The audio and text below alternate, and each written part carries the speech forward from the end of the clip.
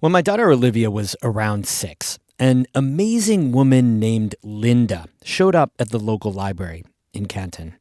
She wanted to do a writing class for kids after school.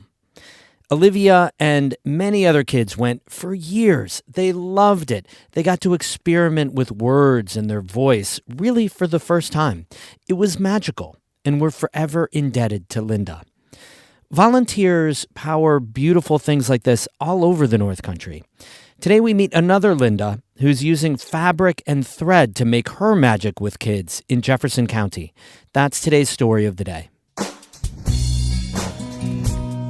Support for Story of the Day comes from Clarkson University, offering over 95 programs of study with campuses in the Hudson Valley, Central, and Northern New York. More at clarkson.edu.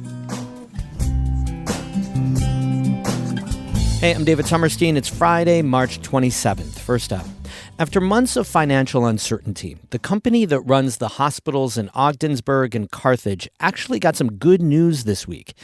The state has approved a financing plan for the North Star Health Alliance. It provides the floundering healthcare organization with up to $15 million over the next few months. Amy Feiereisel has details. At the very beginning of Wednesday's bankruptcy court hearing, one of the North Star Health Alliance attorneys, Janice Grubin, said she had news that wasn't on the court docket. I want to announce to the court some very positive developments. She explained that just the day before, the New York Department of Health had notified North Star it was transferring an immediate payment of $1.3 million to the healthcare group. I understand it's already in the queue, and they have approved a multi-stage funding process which includes a funding of up to $15 million over the next 8 weeks. To secure that money, North Star will be providing constant financial information to the state and is required to explore partnering with a larger health system to stabilize its finances. Now, that might sound pretty bureaucratic and procedural, but it is huge news. A cash flow forecast submitted earlier this week predicted that North Star would be in the red by over $16 million by June. The state's funding will help keep North Star solvent in the short term, while they pursue longer-term fixes. It was a stark tonal change compared to previous bankruptcy court hearings. Here's Judge Wendy Kinsella. Fantastic. That is wonderful news. The court is very pleased to hear that. But the healthcare group is still far from saved or stable, with more staff losses raising community concerns. About 120 employees were laid off by North Star in February. Since then, about 70 more employees have quit. And last week, North Star made another round of unspecified job cuts. North Country Now reports that those cuts included positions in diabetes education services and inpatient wound care. It is noteworthy that leadership at the North Star Health Alliance is almost completely different than it was just 3 months ago. The chief restructuring officer, Rob Bloom, is on the way out, as is his consultancy company, Wintergreen. And North Star has a new interim CEO, Andrew Manzer, who seems to be making progress with the Department of Health. DOH is working very well with Mr. Manzer. That's Martin Mooney, a New York Assistant Attorney General who is speaking on behalf of the DOH. And we're expecting to move the case forward. I think, honestly, we're light years ahead of where we were last week. It's welcome news for communities that rely on North Star hospitals and facilities in St. Lawrence and Jefferson counties.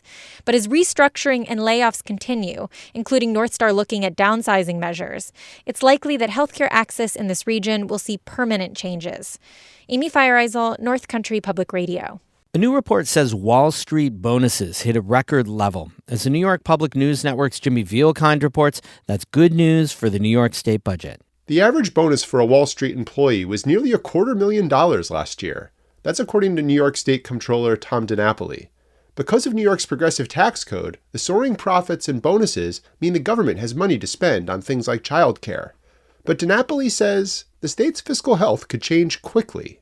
Certainly good news for now. Very hard to say based on what's been happening the past couple of weeks, what that's going to mean for the rest of the year. Progressive groups say the record bonuses mean lawmakers should raise taxes on the rich. Governor Hochul is worried that will prompt millionaires to leave. The state budget is due March 31st. In Albany, I'm Jimmy Vielkind for the New York Public News Network.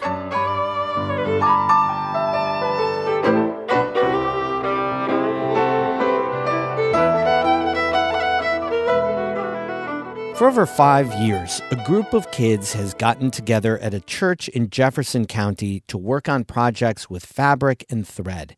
The woman who volunteers with them has won state and national awards for her dedication. Our news intern Richard Haller visited one of their meetups and has our story. It's a cold Sunday afternoon in Philadelphia, just outside of Watertown. Inside a Methodist church, a bunch of kids are sitting around a lawn table. Winter sunlight pours through a stained glass window. 65-year-old Linda Elsison hands out balls of yarn and colorful patterns. How you doing, Liv?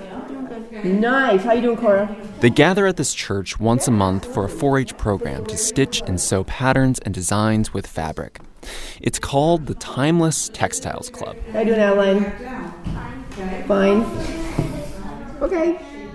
Elsison darts around the room to give each kid maximum attention with their work. It's an action-packed afternoon. Here? I don't know what's too big. 10-year-old Adeline Sines struggles to sew small stitches. Elsison sits down and helps her out. Well, right there. See where my finger is? See where my finger is? Don't poke me. All right, you're going to come along this line, so it's going to be about right there, or right here. Perfect. Nope. Line it up. Move it over a little bit. Move it over a little bit. There you go. You got it. Pull it all the way through. It's good. It's very close. Okay, go backwards. Elsison got into volunteering when her own children were little, and recently retired from a 32-year teaching career at the Indian River School. She then started this club in 2020 with 2 other parents. Today, the kids are threading together patterns for tote bags, getting ready to use a sewing machine. Well, you literally just have to put it on the sewing machine, and that's so easy. You don't want to hand stitch it because it'll take a long time. That's 7-year-old Ella Moore as she tries to thread a needle to connect 2 sides of fabric. It's not easy, but she says she's having fun. Sitting next to her is 12-year-old Colton Maine Motes. He was her age when he started going to these meetups. That's what most people use, the sewing machine. But I honestly kind of prefer hand sewing. It just adds a little bit more challenge to it. It might be easy for you, not for me. Over the past few years, the kids have developed elite skills. These guys have been sewing for how many years? So coming up with new projects every month. We've done years. For years. We've done macrame. Yep, we did crochet. We've done embroidery, yarn. I love Crochet. We made snakes. They've made all kinds of stuff, like quilts, felt monsters, and pillowcases, all with Ellison guiding them along the way. And the first year we started, their stitches were huge, and then we've got them so that they can do smaller stitches, and even Ella, the youngest one, she can do smaller stitches. She needs a lot of help, but seeing the improvement from year to year is amazing. Elsison says working steadily on these projects over the years has proved to be a way for the kids to not only build useful life skills, but also confidence. They take all their projects to fair, and they talk to the judges about what they did on the sewing machine and what they did with the needle and thread and how they cut things and all the steps, and they are very proud of their projects. Oh, that was cool. One by one, the kids finish their projects for the day, putting their flower and heart-shaped designs away to finish later. They leave the church with the glow of having accomplished something. Elsison says that this is why she does what she does. Just be a volunteer. Just do it. When my oldest was like 5, I wanted to get her into 4-H, and no clubs were taking people, so they're like, start a club. So I did. So just do it. It's just, the kids it's so worthwhile working with the kids. They're all smiles, and they might struggle and they might say, I can't do this, but it's just so much fun. And then we take it out of the fair, and that's a crazy day for judging, and they're all excited, to show the judges what they did, and they get ribbons and they get money, and it's just really exciting. Elsison received several awards for her volunteerism, including the New York State 4-H Outstanding Lifetime Volunteer Award, and then she won the National Award. Elsison says that even though it's an honor to get recognition, she doesn't think she does anything extreme. For her, volunteering is a way of life. For North Country Public Radio, I'm Richard Haller in Philadelphia, New York. This story is part of NCPR's ongoing volunteerism series, which is highlighting the work that volunteers are doing all over our region. Thanks so much to everybody who's written in with ideas. We'd love more. You can email us news@ncpr.org. We have more news all the time and through the weekend on our website, ncpr.org.